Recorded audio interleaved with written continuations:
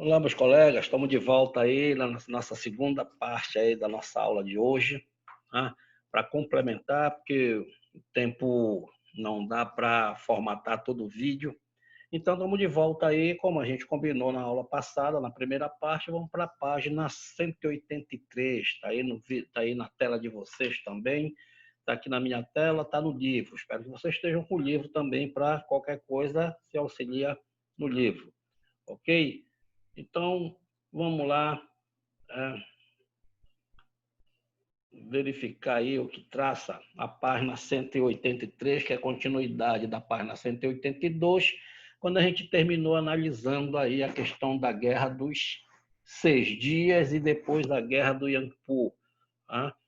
Então, esses foram os principais conflitos, tá? Mas devemos entender que muita coisa foi feita para tentar, tá?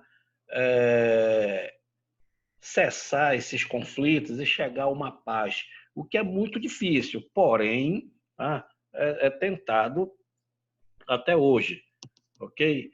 Então, aí nós tivemos tentativas de acordos e conflitos recentes, tá? Aí diz aí que as relações conflituosas e as tentativas de acordo entre Israel e o Estado da Palestina, que ele fala de Estado, né, mas sabemos que o Estado não é constituído, apesar de termos a representatividade da autoridade palestina, tá? Esse processo vai se concluir, com toda certeza, a Palestina vai virar o Estado soberano, né? Um Estado nacional, reconhecido internacionalmente, que vai facilitar as relações diplomáticas e as relações comerciais da Palestina com o resto do mundo. Tá? Então, nós vamos ter aí tá? Essa Palestina, os territórios ocupados em 2013, né? Esses acordos aí, nós temos aqui o mapa, verificando, e temos um cronograma, uma sequência cronológica aí dessas tentativas de acordo, certo? Então, temos aqui, primeiramente, né, nesse circuito aqui, né, que vem de cima da volta por baixo, nós temos, em 1979, o Acordo de Camp David. Tá? A gente não está aqui para memorizar o ano e os acordos, mas é para a gente entender essa sequência que veio e que até hoje, e novos acordos vão ser fechados também com toda a certeza. Então, temos aí 1979, o Acordo de Campo Davis, aí, em 1987, a primavera, né, a primeira intifada, né, que é a revolta das pedras, aí, e depois vai se tentar se ter o acordo de paz. Tá? Nós temos aqui, em 1993, o reconhecimento mútuo de Israel e a Organização para a Libertação da Palestina, a OLP, que era comandado pelo saudoso aí, que já morreu, Yasser Arafat. O cara foi prêmio Nobel da Paz por tentar, e era terrorista. Né? Ele foi terrorista no passado e depois lutou pela paz na região, mas a paz na região passava pelo reconhecimento da Palestina como um Estado soberano. Em 94, nós tivemos aí, né, o Tratado de Oslo, na administração da faixa de Gaza, e assim sucessivamente. Em 2000, a retomada dos conflitos, a ocupação israelense em parte da Cisjordânia, e cancelamento de algumas concessões do Tratado de Oslo. Em 2004, tivemos aí a transferência, né, das colônias judaicas da faixa de Gaza para a Cisjordânia. Em 2009, a retomada das negociações. Em 2014, aí, por último, aos dias atuais, tem surgido aí ataques, sequestros, assassinatos, foguetes e bombardeios. Isso daí a gente vem acompanhando. Se vocês ficarem atentos nos noticiários, principalmente os noticiários internacionais, que nós temos em vários telejornais aí, tanto na TV aberta como na TV fechada também, aí a gente fica mais atento, fica mais conhecedor aí dessa questão da política, da geopolítica internacional, né? Principalmente no que diz respeito aí ao Oriente Médio, que é uma coisa que afeta a nós brasileiros diretamente. Né? O Oriente Médio é um mercado muito grande para o comércio brasileiro. Né? Então, por isso que se deve até mesmo ficar neutro nessa questão não puxar a sardinha, ou seja, para o povo judeu, ou seja, para o povo árabe, e contra o povo árabe. Recentemente, o nosso presidente foi infeliz em ajudar a manter a relação diplomática com Israel e não querer manter relações diplomáticas com o mundo árabe, como o Irã, por exemplo, que não é árabe, é persa, mas é o povo aí que é contra Israel. Então tem que fazer o jogo de cintura diplomático entre esses países aí e não perder esse mercado, não perder as relações. Então o povo lá ficou meio injuriado com o governo brasileiro, disse que não ia mais fazer comércio com o povo brasileiro, principalmente os grandes agropecuários brasileiros, os pecuaristas e agricultores também que têm plantações, têm criação de gado e que exporta muito para esses países. Deus o livre o Brasil perder esse mercado. E aí ele termina aqui falando que em junho de 2014 os ataques de ambas as partes recomeçaram, o lançamento de foguete, como Jerusalém é considerada sagrada pelo judaísmo, pelo islamismo e pelo cristianismo, a ONU manteve a cidade como território internacional, apesar da resolução, e Israel continua reivindicando, continua a reivindicá-la como sua capital. Então, veja bem, Jerusalém é uma cidade internacional, respeitada tanto pelo judaísmo, pelo islamismo, como o cristianismo. Aí, em 2017, vem o Donald Trump, o presidente dos Estados Unidos, reconhecer Jerusalém como a capital de Israel e autorizou a transferência da embaixada dos Estados Unidos para Jerusalém. Aí já viu, os muçulmanos se morderam na parada e já estava, aí recuou. Aí é daqueles que a gente conhece muitos assim que faz a zona todinha e depois recua aquele vez que o bicho ia pegar. Em vez de trabalhar para manter a paz na região, não. Faz as jogadas políticas dele lá para manter a paz na região, mas por trás atiça com uma onda dessa de reconhecer Jerusalém como capital de Israel e querer transferir a embaixada americana, a embaixada dos Estados Unidos para Jerusalém. E aí, alguns países apoiaram, inclusive o Brasil, erroneamente apoiou, já disse que tem que se manter neutro na parada, e os ânimos se aguçaram por lá, mas até o momento a paz ainda está mantida, a paz aparente.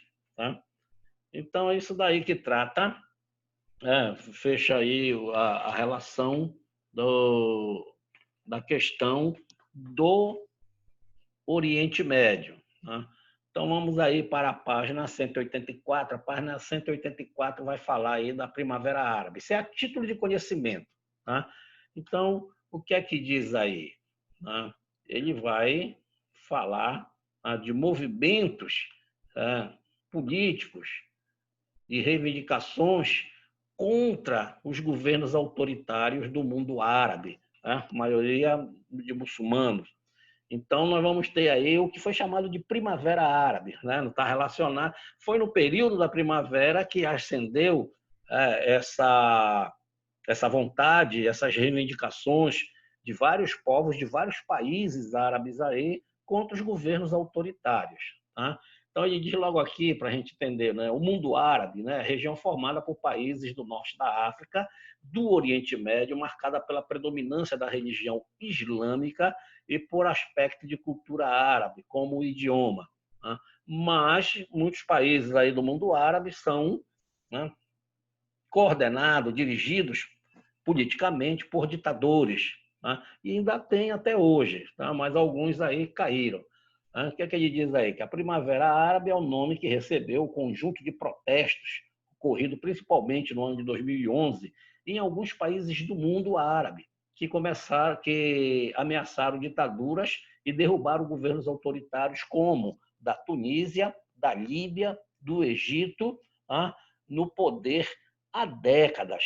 Embora o movimento tenha desestabilizado politicamente alguns países, gerando os conflitos e guerras civis, como na Líbia e na Síria, trouxe exemplos de caminhos para a democracia. Alguns países hoje viraram países democráticos aí, ok? Aí diz aí que as mulheres estiveram à frente dessas manifestações, protestando contra o governo por melhorias nas condições de vida e por questões de representatividade e igualdade. A gente sabe que no mundo árabe, no mundo muçulmano, na religião muçulmana, a mulher ela é inferiorizada pelo machismo. Então, as mulheres aí, na tentativa de receber tratamentos iguais nos países árabes muçulmanos, elas tomaram a frente aí mesmo, reivindicaram, aí balançaram a estrutura política desses países autoritários, né, comandados por ditadores. E muitos caíram. Né? Aí diz aí que os protestos que encontraram com auxílio, contaram com o auxílio das redes sociais, que começaram na Tunísia, se espalharam por vários países do norte da África, do Oriente Médio, e pede para ler sobre as mudanças ocorridas em alguma delas. Aí nós tivemos no Egito, que foi praticamente onde começou, grandes manifestações do movimento provocaram a renúncia do presidente Hosni Mubarak, que esteve no poder durante 29 anos. Esse Hosni Mubarak ele foi condenado depois e me parece que já faleceu, ou morreu na cadeia. Me parece, eu não estou muito lembrado, né? São questões históricas aí, mas o importante é a gente entender que esses países foram comandados aí por ditadores, e a Primavera Árabe ela surgiu aí como protesto e que derrubou alguns. Como foi o caso aqui da Líbia, manifestações, ainda tem lá em cima. Na Tunísia, em dezembro de 2010, o vendedor ambulante Mohamed Bouazizi ateou fogo no próprio corpo como protesto ao governo. A partir disso, iniciaram-se manifestações que resultaram na deposição do general Zine Abidine Ben Ali, que estava no poder desde 87, ou seja, são mais de 40 anos. Né? Então, ou melhor, mais de 30 anos. Né? Na Líbia, as manifestações evoluíram a partir do protesto por moradia, que resultaram em uma guerra civil seguida de intervenção militar assumida pela OTAN. Em 2011, o governo de Muammar Gaddafi foi derrubado e o ditador morto por rebeldes, né? Mas a guerra civil continuou. Então, veja só, aí o ditador levou farelo aí, morreu, não foi nem julgado, condenado. Esse daí morreu mesmo durante os conflitos. Né? Aí teve na Argélia, teve no Marrocos, teve no Iêmen, vocês vão lendo aí, tomando conhecimento, e façam esse exercício aqui, esse pequeno exercício. Tá tudo aí, é muito fácil esse exercício, é só fazer a leitura que esse exercício, essas duas questões vão em cima do que a gente acaba de trabalhar. Tá ok, meus queridos? Então, estamos na página 185, aí vamos para a página 186, mudando, saindo do Oriente Médio, saindo desses conflitos, e aí vamos para outra subdivisão regional, tá?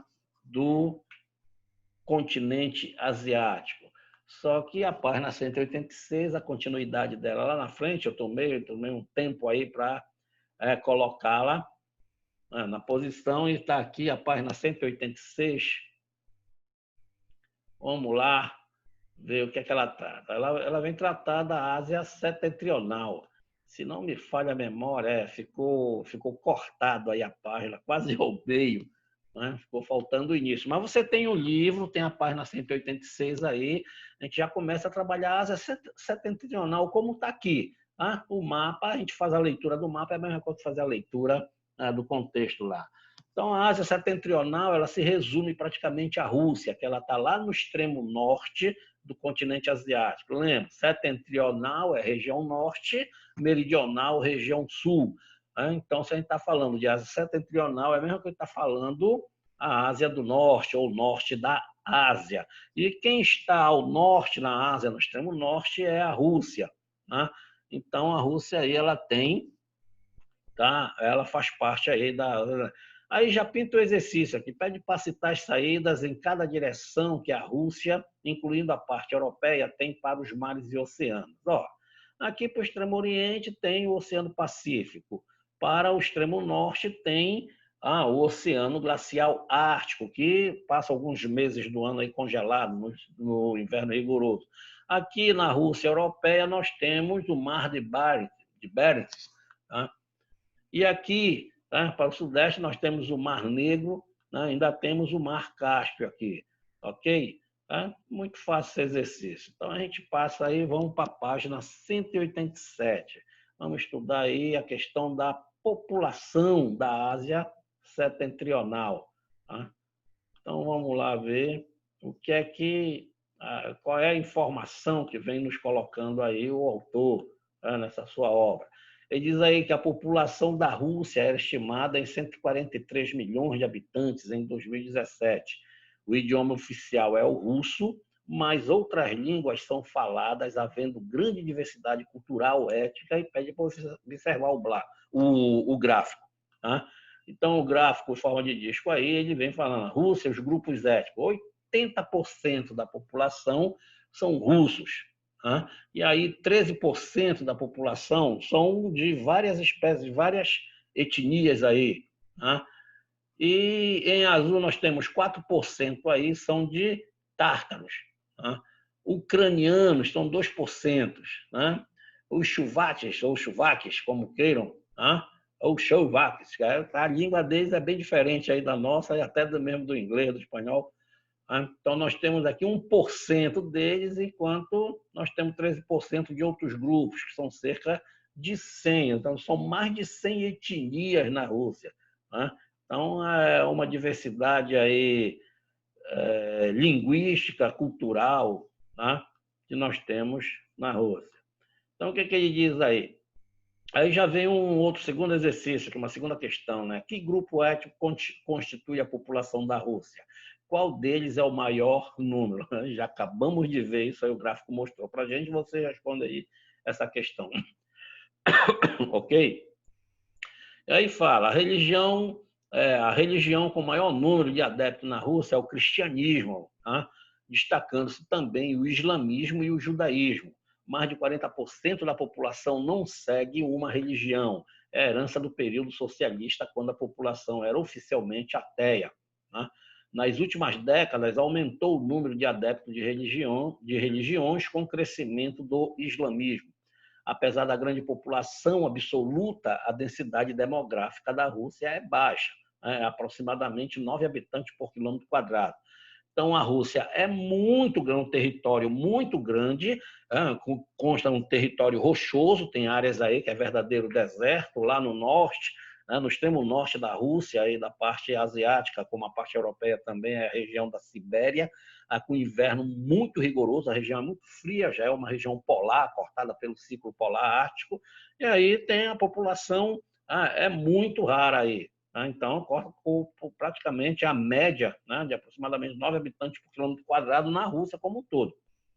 Pelo fato de possuir um extenso território e várias áreas pouco povoadas, principalmente na Sibéria, região que corresponde à parte asiática. População urbana, 74% do total, não é diferente dos outros países do mundo. A cidade de Moscou e São Petersburgo, na Rússia europeia, aí na Rússia asiática, a maior cidade é Novosibirsk. É difícil de falar, mas a gente consegue às vezes.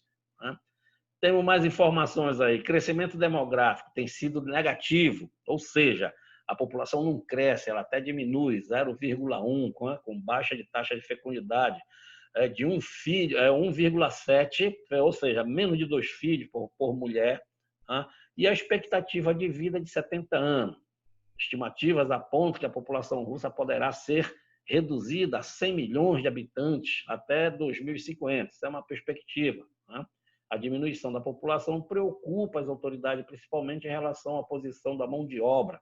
Desde 2006, o governo oferece estímulos financeiros para o segundo filho da família, ou seja, incentivo as famílias a procriar e a ter bastante filhos.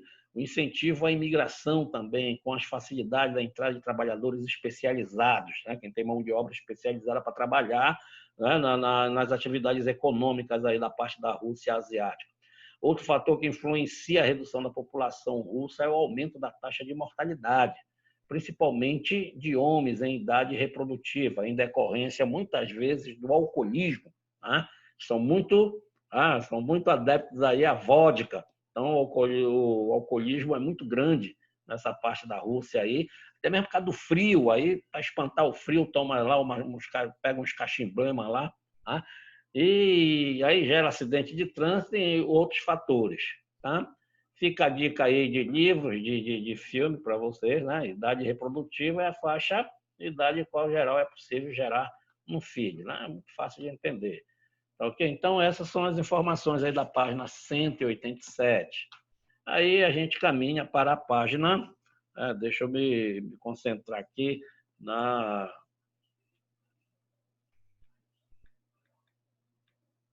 no cronômetro, que é para não perder o embalo e ter que repetir a aula de novo. Né? Então, estamos aqui, o cronômetro já tem 20 minutos até.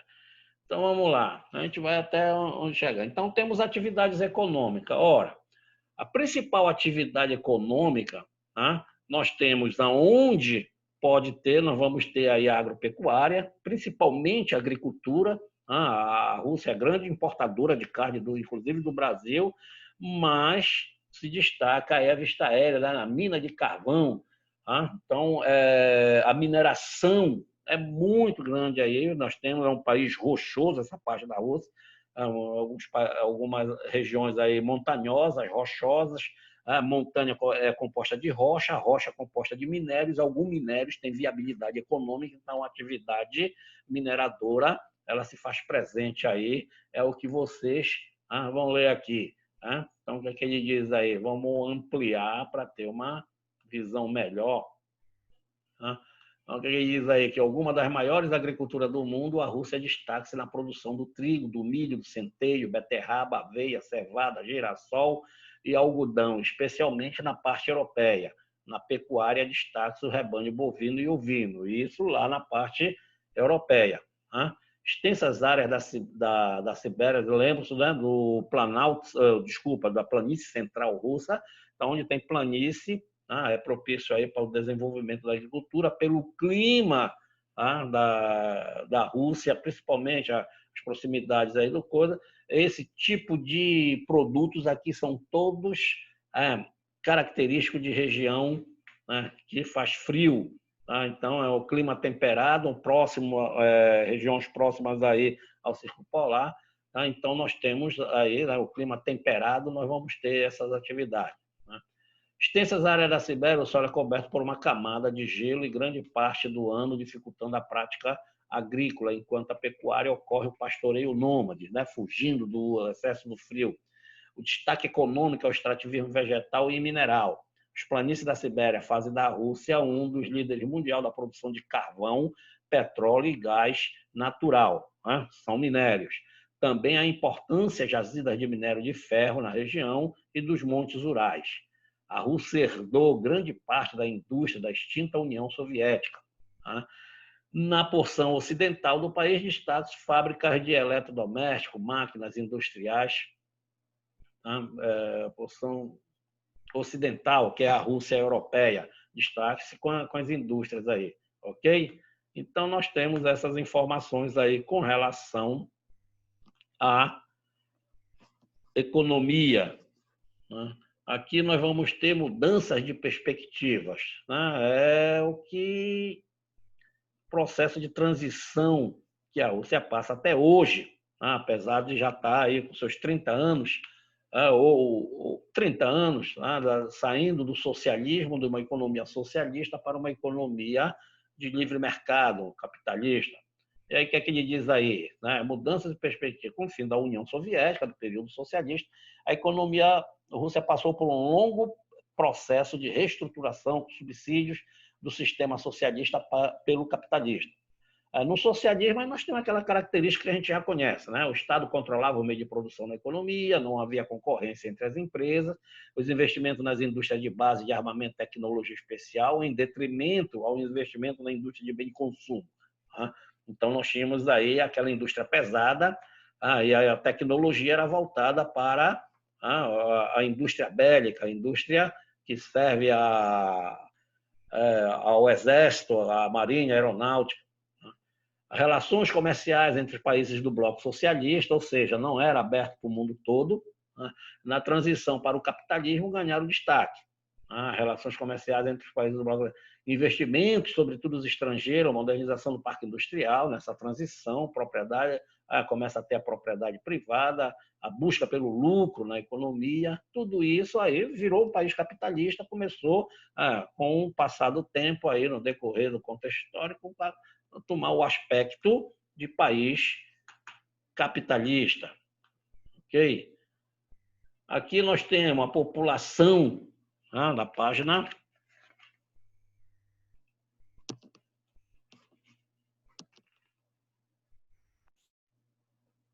Eu acho que saiu alguma coisa errada aqui. Aqui já passa da Ásia Central. Então, aqui acaba. Deixa eu ver. Aqui.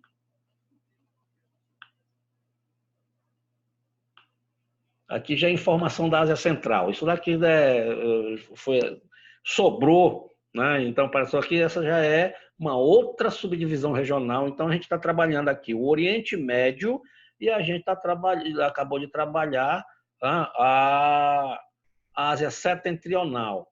Aqui já é da Ásia Central, mas aí falta ainda preparar, né, as páginas do livro aqui na tela para a gente entrar no assunto, mas assim não vai dar tempo, porque já estamos aí com mais de 25 minutos de aula, então já vai fechando, se bater os 30 de novo, aí congestiona, eu vou ter que refazer tudo de novo. Meus amigos, a primeira parte a gente teve, nós estamos terminando aqui a segunda parte. Na quarta-feira a gente já passa a trabalhar a Ásia Central. Tá ok, meus amigos? Então, o tio Cláudio vai ficando por aqui. Hoje é sexta-feira, o Dia Internacional, no que a garganta vai ser muito cobrada de noite. Por quê? O tio Cláudio vai dar aula ainda. Brincadeira, não está tendo aula por causa da pandemia. Então dá tempo de jogar uma bolinha e jogar um futebol tranquilo. Ok, meus queridos, aqui eu me despeço. Tenham um ótimo final de sexta-feira, um ótimo final de semana e na quarta-feira a gente se encontra.